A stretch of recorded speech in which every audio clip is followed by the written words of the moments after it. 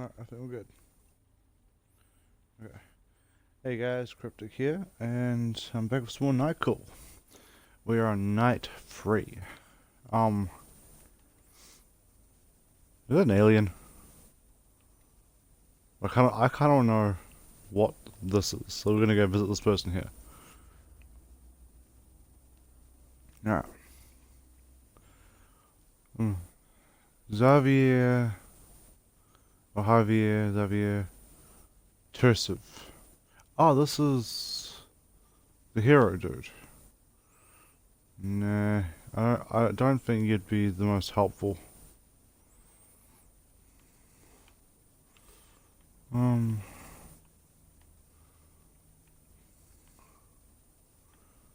Let's look at this person here.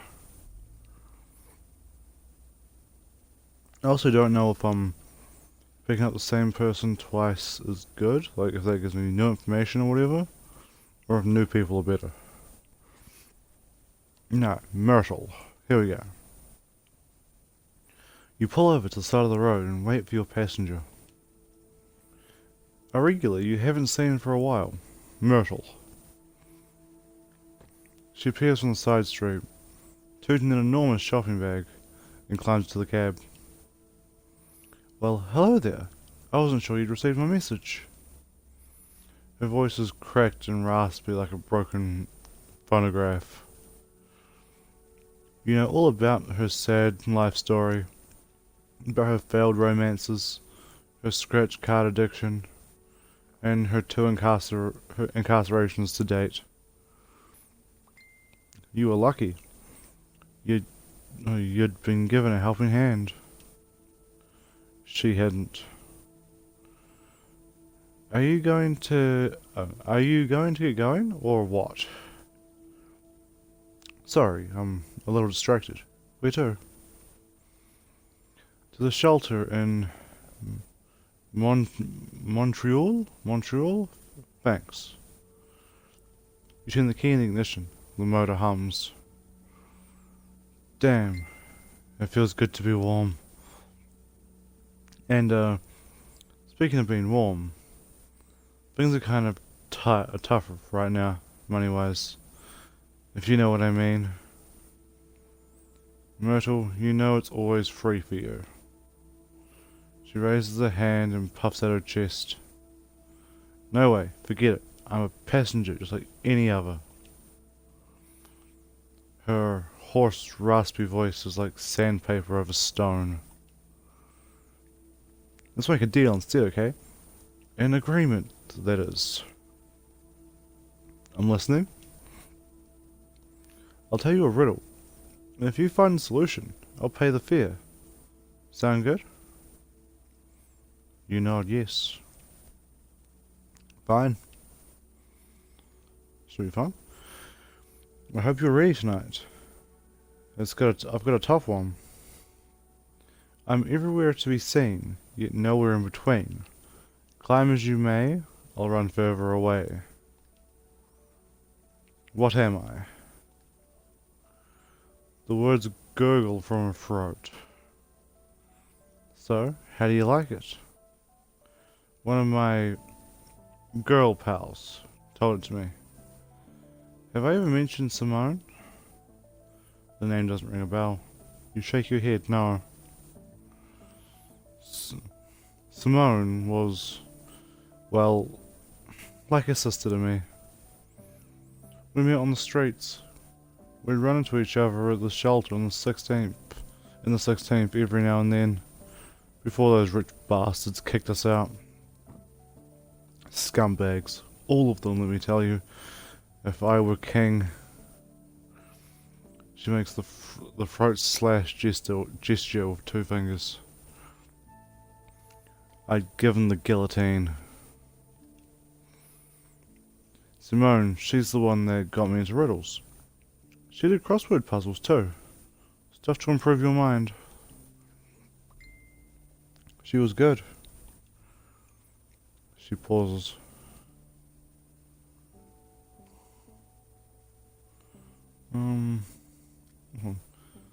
So you tell me a riddle? Right. I'm so busy blabbering away, I almost forgot. We're not there just to smell the... We're not here just to smell the roses. She clears her throat. I'm everywhere to be seen, yet nowhere in between. Climb as you may, I'll run farther away. Well, what am I? I'm everywhere. Could be air, or wind, or light. I'll run further away, something that gets further away when we go up. Tick tock, or not tick tock, tick. Words like elevator or dumbwaiter aren't Merle's style, so it can't be that. Tick. Is it the Earth, or center of the Earth? Tick. The horizon might work. The horizon gets further away when we climb higher, doesn't it? Talk. Give me your answer, handsome. You let out a sigh. It's a tough one.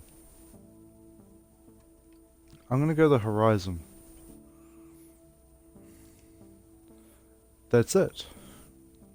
I can't believe it. God damn, you're good. Honestly, good job, man. Suddenly, there's a faraway look on her face. Perhaps she's thinking about Simone. The horizon.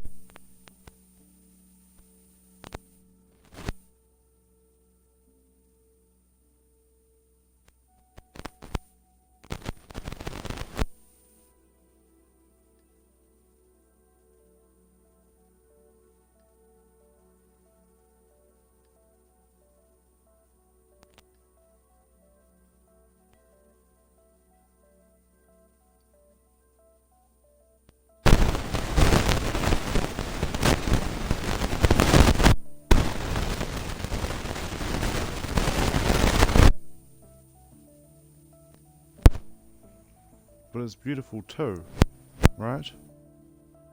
Yeah, I guess so. But I'm not sure I want to see Paris from up there anyhow. Of course, the smell of piss mustn't be so bad, but I don't know, it's like you pull in her face, Myrtle clutches her shopping bags close to her chest. She rummages through it and pulls out the money for the fare. A promise is a promise. And all that jazz. I don't need it. I'm not playing on the harder difficulties, so I shouldn't need it. Thanks, Myrtle. But you keep the money. Like I said, it's on me. But the money vanishes into her bag. You didn't have to do that, handsome. You're a good guy. I know. She offers a faint smile, then breaks into a fit of coughing. I'm off. Lots of people there tonight. I don't want to end up sleeping on the street. Take care, handsome. She gives you a wink, then exits the taxi, her shopping bags in tow. You start the engine right away. As you drive past the shelter, you see Myrtle amid some of her pals. She's entertaining them with an anecdote or a joke. You keep going. I shouldn't need that money. But we are closer to this. Sorry people, I want to go see what this is. As long as I don't start running out of money.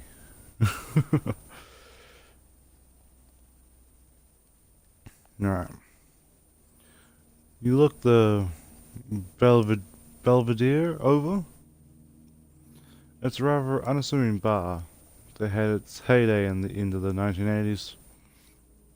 The exterior decor is over the top, moulding with embedded statues, fake ivy painting along the walls.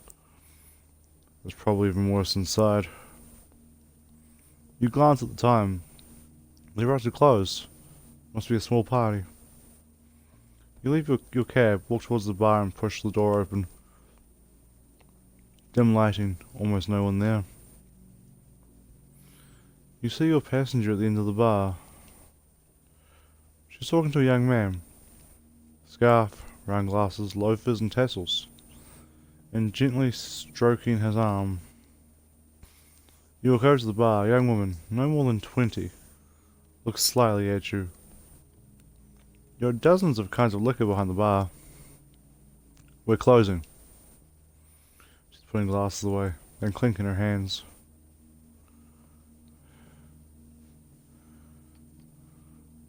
Sorry to have inconvenienced you. She sighs, puts down the glass she was holding. Hold on. Wait. She shakes her head. Her expression is tired, bored too. When she speaks, she puts on a forced smile in a guise of an apology. What do you want to know? Is it about the Angel of Death's victims? You wait a second. Which victims? The first two. The first two victims. The fireman and the vegan activist one.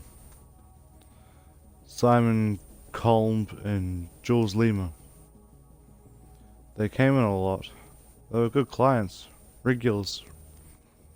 Simon didn't drink, but he liked the atmosphere. Jules was kind of an ass with the staff, but he often brought dates here. He was a hard worker. A really smart guy. She leans over. But I know something else. It's not something I tell just anyone. She slides her elbows across the bar until she's less than a meter from you. 150 euros? And I'll tell you who knew Jules and Simon very well. Oh man, I don't know, I'll have to do some more fears after this. I need the money. Sure. You pay her. She slides the bills between her fingers. Apollonie Geriadou. Oh my god, I'm pretty sure I butchered their name. A regular. She's like a fixture here. She likes them young, and I know she's scored with Simon and Jules. She and the fireman had a thing way back when. But she was too sketchy for him. She's part of the Mooney Tunes. You know what that is? The cult. Precisely. She nods her head, tops it off with a wink. I've got to get back to work. Hope that was helpful. Me too. A few seconds later, you're back in your taxi. You take a minute to think about this new intel. You wonder if you're moving in the right direction. A group of teens cross the street. One trips on the curb and wipes out on the sidewalk. His friends laugh at him. You start driving and leave them behind. Ah, looks like we're gonna make some more money then, guys. Jesus.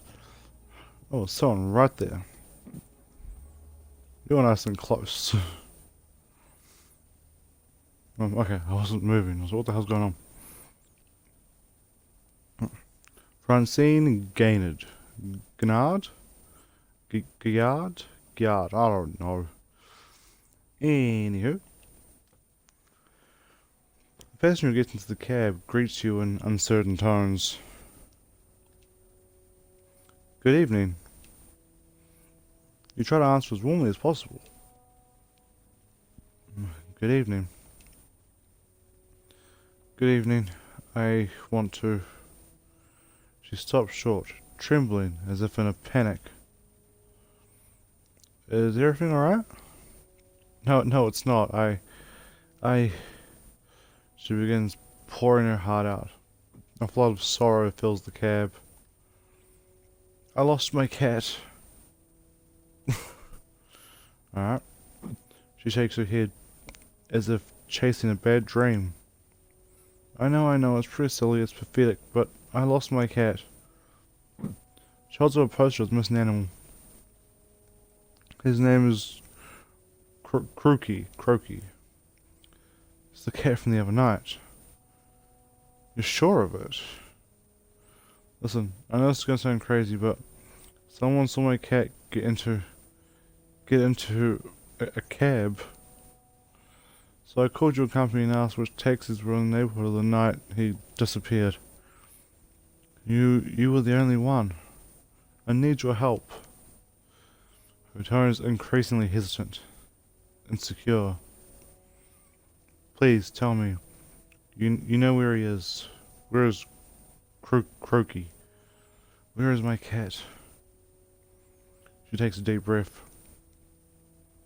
It's a question of life and death. Oh man, I guess I'll be honest. Yeah, I seen him. She sits up straight with a jerk. That's wonderful. Where is he? Take me there. He took the train. The train? She looks down at the poster in her hand. That's why he stole my money. I knew he was up to something. He's so smart for a little ball of fluff. Did you talk to him? You remain quiet. I'm sure you talked to him. Croaky's not just any old cat, you know. He saved my life. I adopted him when he was still a tiny kitten. I took care of him, spoiled him, fed him for weeks. I took time off work to take care of the little thing. I knew right away he wasn't like other cats. He was different. I stood up for him too. When my friends said he was taking out too much room in my life, I dropped them. When they told me he couldn't come with me to work anymore, I changed companies.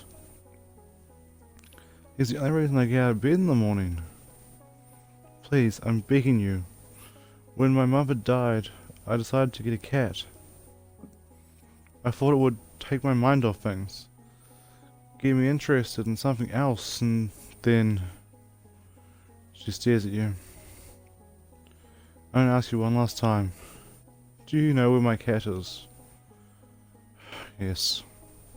Your cat got into my cab. Her eyes flash with hope. I drove him to Saint Lazare.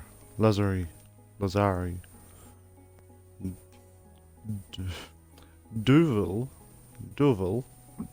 Maybe. He's in Deauville. I'm sure of it. He loves it there.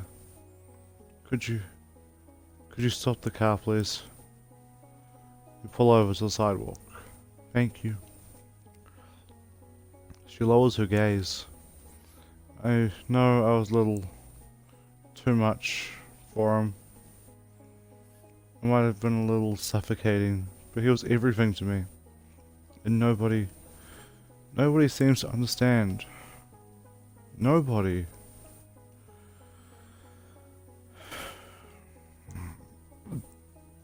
It's not healthy. She looks you straight in the eye. What do you mean? You love someone so much you lock them up. You suffocate them. It's not healthy. For a cat, for a man, for a woman. She says nothing. You can hear her struggling to catch her breath. Thank you. I think I needed to hear that. I'm going crazy. Her voice drops to a whisper. Crazy. She opens the car door and hands you a blank note at the same time. I need to be alone. She gets out of the cab and walks away without shutting the door. Next minute she's gone, swallowed up by the night. You get out and close the door. Take a deep breath. Your lungs freeze. You wait another minute, then get back inside and start the engine. Well, I made a little bit of money, but... Okay. That got a little depressing. You're closest person to make some more money after that tip. No, that was a little depressing, but alright. Jim M. A straight little off the place there. I'm not gonna try that one. Your client is pacing back and forth in front of the jazz club that's just closed. He raises his walking stick and hails your cab. He climbs to the cab straight away. Cemetery, please. The northern entrance in the 20th arrondissement. The cemetery is closed. He gives you a funny smile. It'll open for me, my dear. Another drunk passenger, perhaps. Only this one's sitting up perfectly straight, walking across knees. His get reminds you of another night creature, a regular customer for a taste of young flesh, both men and women. Looks like they move in the same circles. A strange world of... Your passenger's insistent gaze in the rearview mirror cuts your musings short. Are you cold? Would you like me to turn the heat? No, thank you. I'm fine. But I am a little hungry. They don't serve food at the club? They do. I tried it, but it wasn't to my liking. He levels his gaze at your neck, insistently.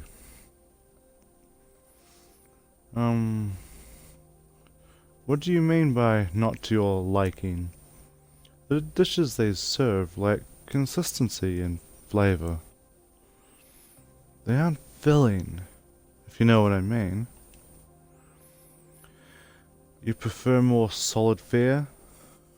Yes, meaty, but tender. Flesh firm to the tooth, but that melts in your mouth. The mere thought of it seems to have him in raptures. His eyes are still riveted to your seat. You notice a drop of saliva at the corner of his mouth. He extracts a handkerchief from his pocket and wipes it away. Is that a spot of blood? Are you hurt? No, it's nothing. The waiter was a little... How can I put it? Clumsy. Yes, that's right, clumsy. He spilled a little something. His fingers play nervously over his walking stick. You find it hard to follow his explanation. You have almost reached your destination. The ride continues in silence. Your passenger appears increasingly restless. He's fiddling with his walking stick, his eyes darting this way and that. You are in one of the narrow one-way streets leading to the Gambetta Square and the cemetery. The early morning delivery van ahead of you comes to a sudden stop. Your passenger flings open the door all at once and breaks into a run. By the time you get out, he's disappeared into the night. You stand there for a minute and then, numb with cold, climb back into your car. You glance over the back seat and discover a tear in the upholstery, as if the surface of the seat had been clawed by a tiger. You turn the ignition over. Okay, at least I got paid. And there are a lot of, like, kind of creepy vampire people. A little plenty of gas. Is this Santa? Let's go see Santa. Looks like Santa. Let's go give good old Saint Nick a lift. See if he knows anything about the Angel of Death. It is Santa. Alright. The next passenger smells like beer. No, it's even worse. It's like every single fibre of his Santa suit has been soaking in a keg. Come on, dash away. His breath is 96% brandy. Your eyes are starting to sting.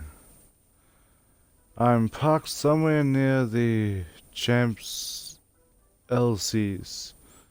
Oh. Shit. The name of the street is... His head is spinning, and he does his best to hang on to the door. Impasse. It'll come back to me. Go ahead. Drive. You start driving, and silently wonder how to ask your passenger if he has enough money to cover fare. You glance back at your passenger. He's mumbling to himself, but you can't quite make out what he's saying. Christmas is over, so why is he still dressed up? You have a nice evening? Oh, fabulous. A smile spreads across his face. And I really needed it. He lowers his voice. He's confiding in you. After working my ass off all year long, I like to hit my favorite pubs. I get monumentally wasted. He guffaws?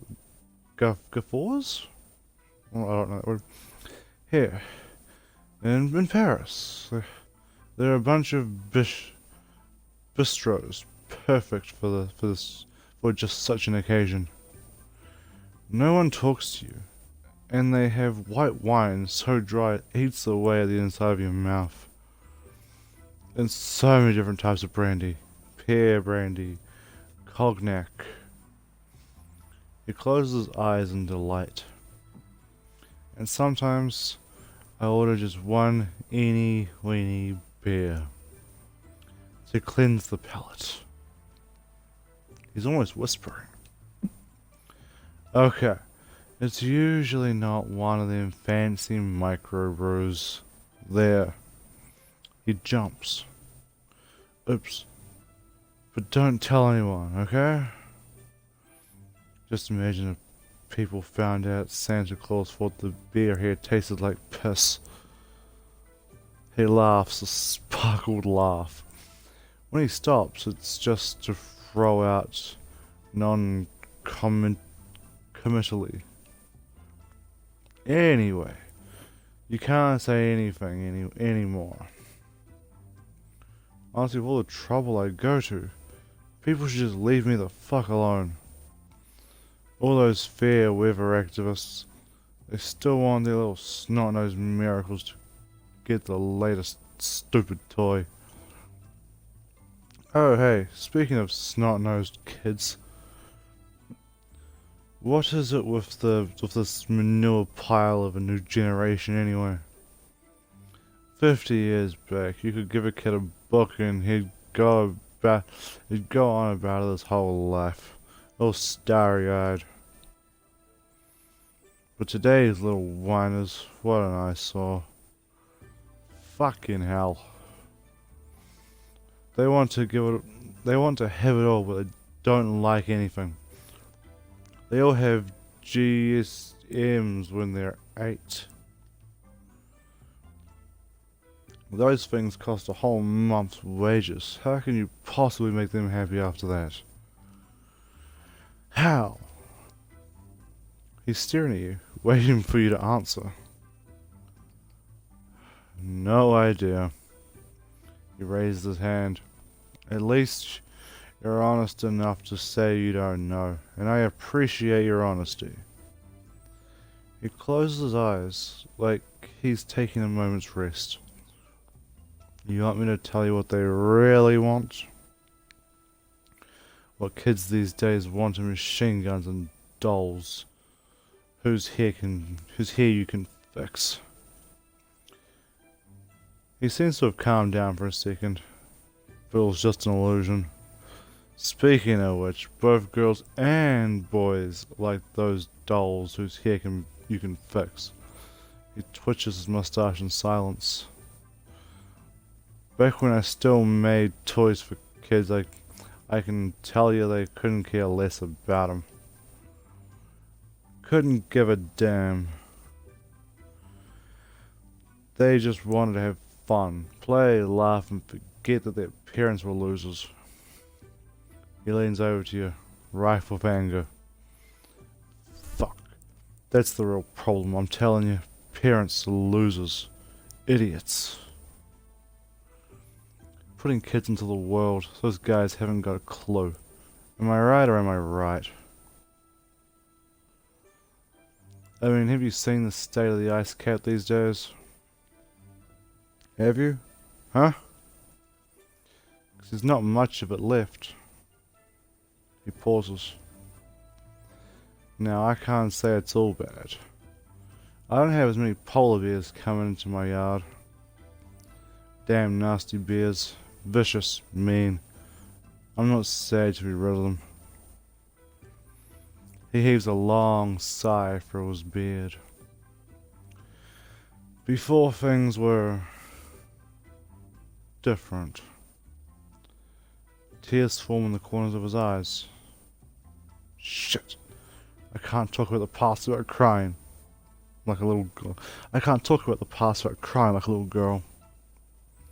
He throws you a sideways glance. No need to stare.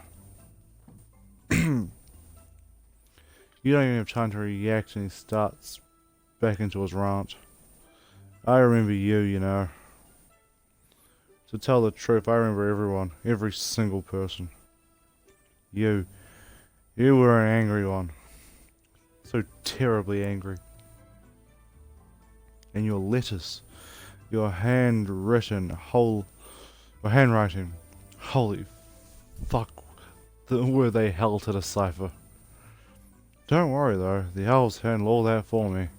Was he the real Santa? You could hear a hint of disgust in his voice when he brought up the elves. Otherwise I wouldn't have time to do nothing. Yeah, you were just furious. It was like someone punched you in the stomach. Your brother was giving you hell. Someone wrenching your gut. Man, what an... He suddenly thinks of something and stops talking. His gaze wanders outside. Yeah, anyway, let's talk about something else. How do you know all that? You still don't get who I am? You stare at him in the rearview mirror. Look, kid, I'm not gonna spell it out for you. And something tells me you'd rather avoid the subject. A little something called... jail. Another punch to the stomach. And there's your Christmas present. We're not gonna talk about it. He smiles. Opens his eyes wide. Wait, I think we're almost there. Slow down a bit, kid. Searches outside for... You looking for your car? My car? He bursts out laughing. Yeah, right. I work out of a convertible. Roof open and everything. He guffaws again. It shouldn't be hard to spot. The sleigh of a couple half dozen reindeer. He heaves a funny sigh. I'm sure it's like in an alleyway somewhere. Oh, right over there. Turn right. You obey and go up the street. You obeying up the street you were on a few seconds ago. A few meters down, the passenger stifles a yelp. Oh shit, it was right there. Drive around the block. You turn again. Then back, the passenger is mumbling. I'm gonna have to get one of those thingamajigs, GPS's. It'll help me find my sleigh more easily. You eventually pull over into an alleyway. No light. A few empty office buildings and some trash cans that haven't been emptied for days. Kid, sorry about before. I didn't mean to, bring up any sore points. Pays his fare. Watch your back, kid. He gets out and slams the door. He slips on the wet sidewalk, grabs onto the street lamp with a heavy and awkward step. He climbs along the alleyway. I'll stay for a little bit. You sit for a moment. watching him. At the end of their way, he starts rummaging through a pile of boxes, pushes a trash can on wheels aside and disappears. So wait a little longer. A few minutes go by, and nothing. Okay, you turn the key and start driving again. You haven't went there for a second, hoping to get rid of the alcohol fumes. Something tells you they'll stick around for a while. So we got to drive Santa. That was a big pay. Thank you, Mr. Claus. Time for one more. This dude wearing an Avengers cap? Or, beanie? No, maybe it's me to the Eiffel Tower. Sean Christie. Alright, jump in, Sean. The passenger getting into the cab is clearly upset. He gives you an address near the Pantheon. You know the address. A residence for foreign students. You often drive American and Chinese students there. You start the cab. The passenger in the back seat is furious about something. Excuse me. He has a very thick American accent. You look up. Can I ask you something? You nod. How do the police usually treat black people in your country? Oh, don't bring this subject up right now. Alright, this is gonna be touchy. I mean, in general, what is their behavior like? He isn't very sure of his pronunciation.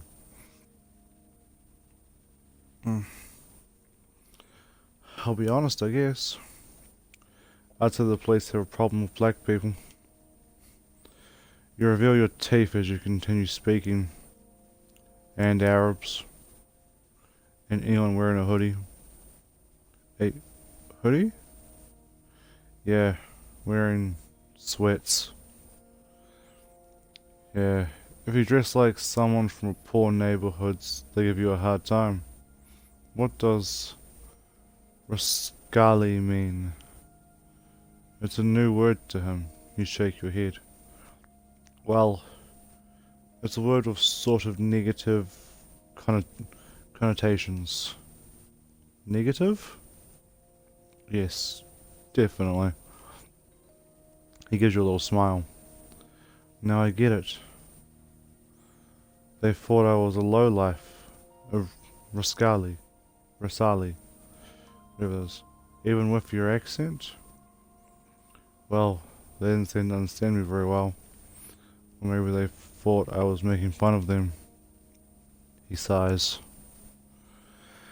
You give him a second to catch his breath. His anger seems to be letting up.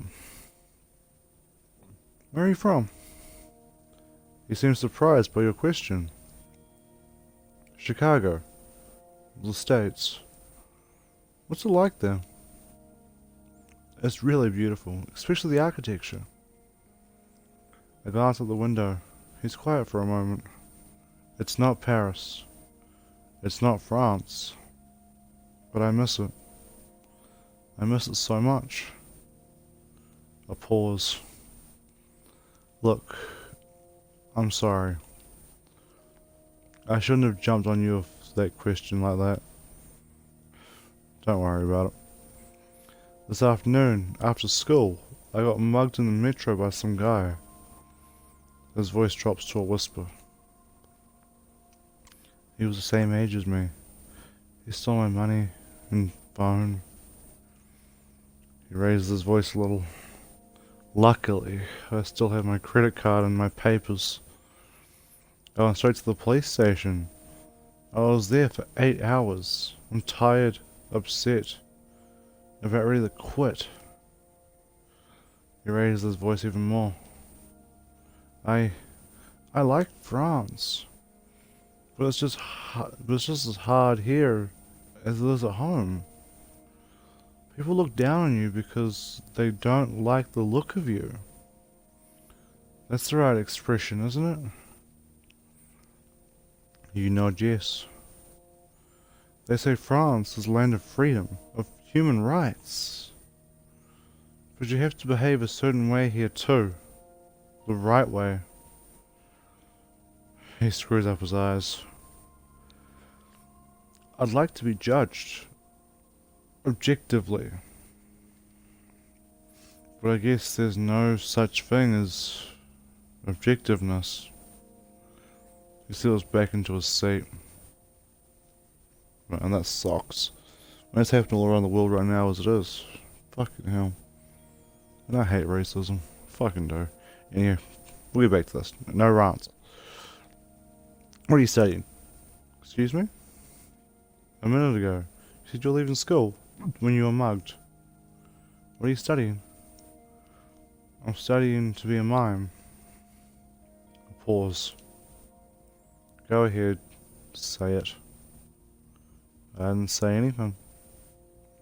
No, but go ahead. I'm used to it. I'm not going to make fun of you for it or anything. I just didn't know mime schools existed. He gives you a big smile. Imagine when I moved to France to study it. My American friends are still having a good laugh. What exactly are you learning to do? Acting techniques, stage production, makeup. Anything related to the art of mime, really. Well, I guess that's alright. That must be really interesting. The best. His face breaks into a smile. That's why I'm still in France. For that matter. You sigh. France is not for everyone. What do you mean? I mean, the French usually stand up for their country. They're worse than Americans. A country is like a romantic relationship. You can fall in love with everybody, or you can't fall in love with everybody. We have our likes, our dislikes. When we fall under the spell again, well then we fall under the spell again. He's watching you. Are all cab drivers philosophers like you? You flash a smile. I don't think so. The passenger gives a little laugh. Then his eyes glance over with an expressionless, perhaps even sad look. Thanks, man. It was good to talk to you. He slipped into the informal tu form, no doubt by accident. I have a hard time controlling my anger sometimes. That's why I had trouble with the police today. How so? Well, to start, they made me sit in a room for hours with a woman who was clearly a prostitute. They didn't want to take my statement. They didn't want me to file a complaint. I had to insist. They made fun of my studies, but I'm used to that.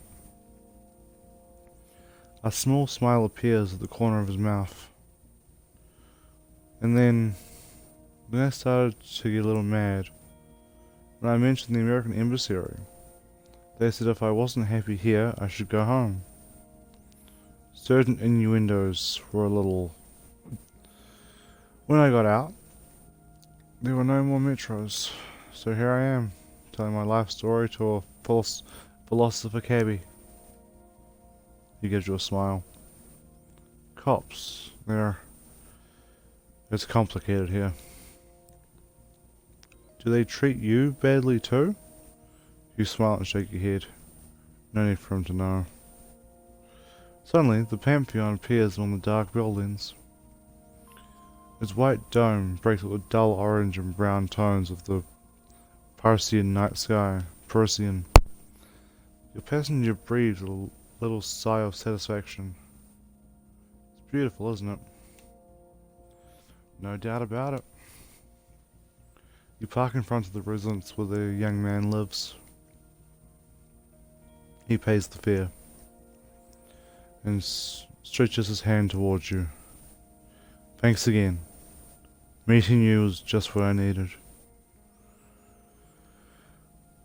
You shake his hand. He has a strong, confident grip. You know, you should film your rounds at night. It'd make a great series. You answer with a smile. He opens the door, gets your big smile, then disappears. You hold your arms close to your sides for a moment. You catch your breath, trying to control the anxiety welling up inside. The mere mention of police and you start the cab. And some of these stories are actually quite depressing.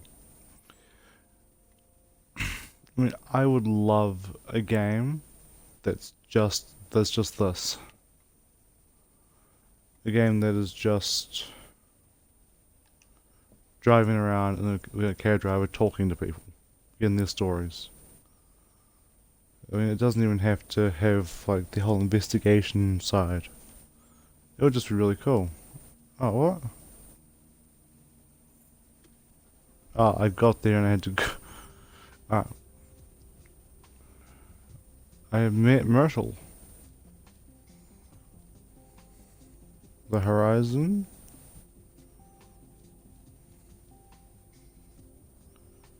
Oh. God, I am not making much money. You told Francis the truth about her cat. Her friend saying, Francis. Jim escaped. Escaped? You have met Santa. No, we already know that. We already know what happened. You take a few minutes to update your board with your new clues. Bus goes by, making the walls shake. You glance at your bed and get to work.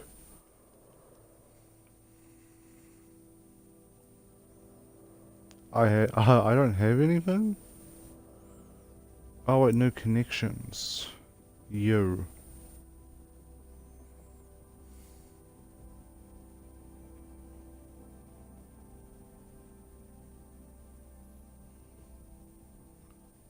I no longer trust you.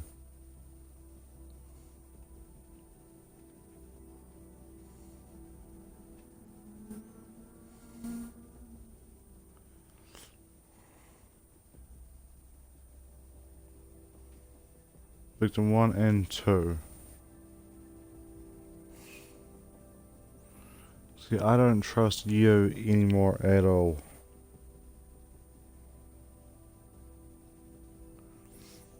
And I really don't know yet. We've got a few more nights before I make any educated guesses on this. In the night anyway. Your phone rings and you jump. You're not used to hearing it. No one ever calls you. You must be beset. God. Alright. You pick up. Beset sounds irritated. You there? Yeah.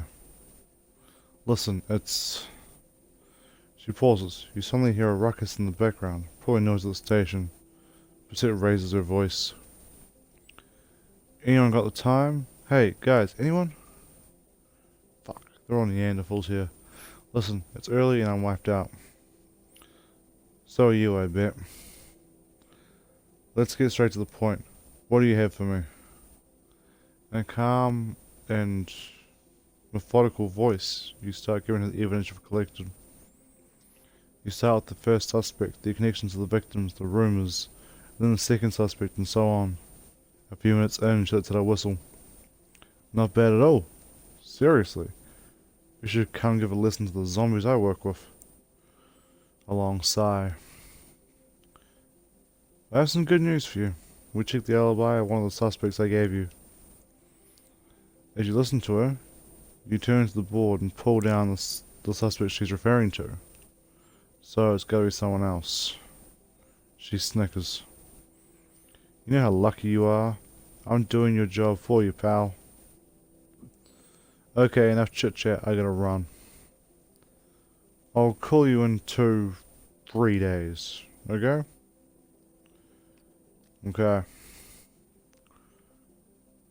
I'll call you in 3 days, and you'd better have what I need to make a proper arrest. The DA has fangs. We're pretty sure he's gonna turn into a werewolf at some point. She babbles on for a while, her voice becomes softer, but just as sarcastic. That would explain his terrible breath. Okay, I'm out. She hangs up. You hold the handset to your ear for a while. You have just one thing in mind. Sleeping. And forgetting it all. Who's taken down? Oh. Not him. Okay. With a heavy hand, you wipe your tired face. You open the sofa bed and lay down. The events of the day run through your head. The streets, passengers, their faces, their problems.